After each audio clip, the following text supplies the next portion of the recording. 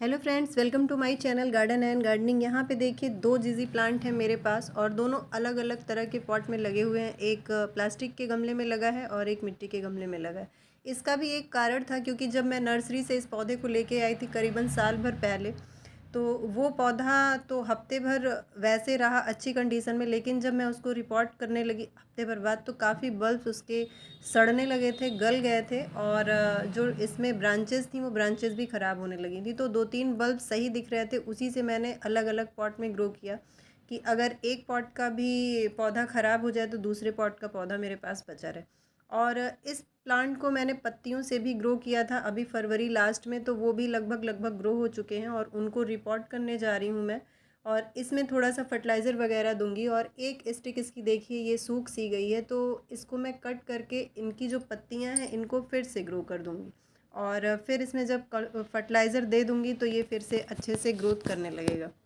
पत्तियों को ग्रो करने के लिए सिर्फ हम रेत और कोकोपीट ले लेंगे, इसमें बहुत अच्छे से पत्तियां ग्रो हो जाती हैं। जब मिट्टी का यूज़ हम नहीं करते तो फंगस लगने का चांस भी नहीं रहता है।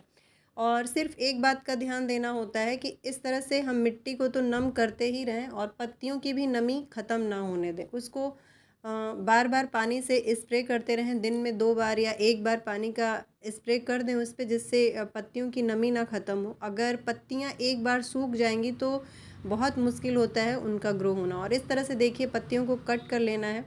और ये कट नहीं हो रहा अच्छे से तो किसी शार्प चीज़ से मैं इसको कट करूँगी और इसके लिए ब्लेड का यूज़ करूँगी। ब्लेड से ये बहुत अच्छे से कट जाएगा। तो ये ब्रांच भी मैं कट कर लूँगी और इसमें से जो पत्तियाँ हेल्दी दिख रही हैं उन पत्तियों को अलग से मैं ग्रो कर लूँगी। जो बहुत सॉफ्ट ब्रांच वाले प्लांट होते हैं जैसे कोलियस वगैरह की अगर हम कटिंग लगाएं तो ब्लेड से अगर हम कट करते हैं तो बहुत अच्छे से क्लीन कट लगता है और उसमें रूटिंग भी बहुत अच्छे से हो जाती है।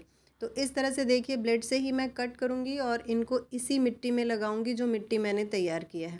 और ये प्लांट थोड़ा सा कम अच्छी तरीके से ग्रो भी हो रहा था क्योंकि मैं इसमें ध्यान नहीं दे पा रही थी। पोर्च गार्डन में ये पड़ा हुआ भी था और बहुत कम पानी का स्प्रे वगैरह मैं कर पाती हूँ इस पौधे पे, तो इस वजह से देखिए। और जब मैंने इसको लगाया था तो सिर्फ मिट्टी और रेत थी, इसमें कोकोपीट मैंने नहीं मिलाया था बिल्कुल भी, तो इस वजह से नमी इस मिट्टी में बिल्कुल नहीं रहती है।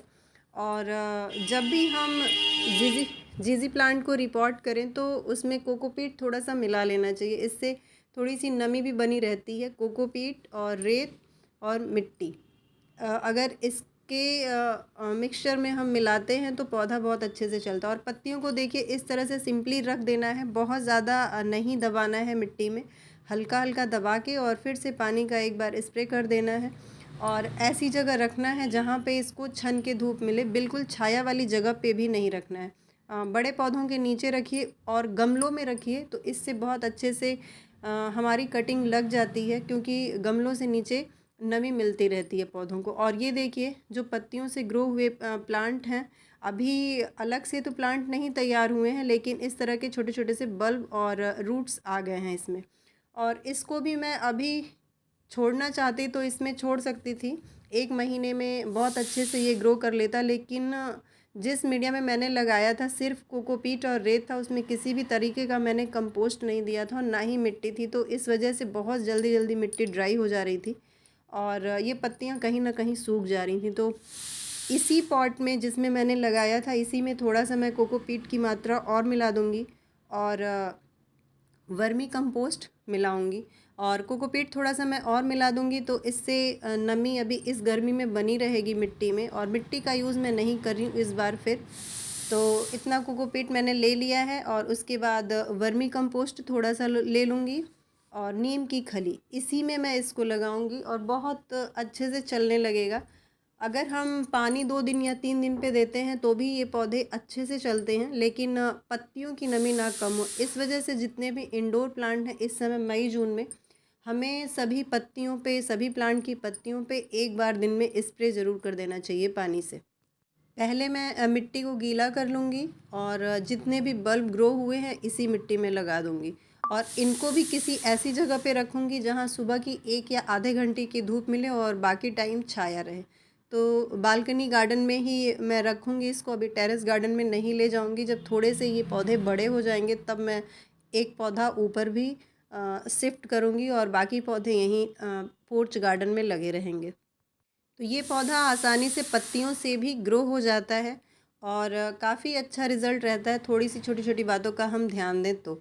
और काफ़ी सुंदर इंडोर रखने के लिए जिजी प्लांट होता है, कहीं भी कोने में हम इसको रख दें, किसी टेबल पे रख दें तो इसकी खूबसूरती अलग ही होती है।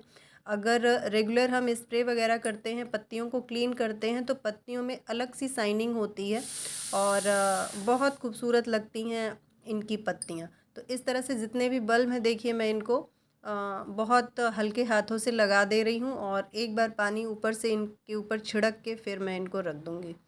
जब इस तरह के पौधे हम लेके आते हैं तो वो काफ़ी महंगे मिलते हैं, तो हमें ये नहीं देखना होता है कि अभी टाइम है ग्रो करने का प्लांट्स को या नहीं टाइम है। जब भी टाइम मिले या जब ऐसा लगे कि हमारा प्लांट ख़राब हो रहा है तो उसको फेंकने की जगह जो भी ब्रांच या पत्तियां ख़राब हो रही हैं, अगर वो पत्तियों से ग्रो होने वाला प्लांट है तो हमको ग्रो कर लेना चाहिए। किसी भी मौसम में हमें ट्राई ज़रूर करते रहना चाहिए, तो इससे भी हमारे पास वो पौधा बना रहता है।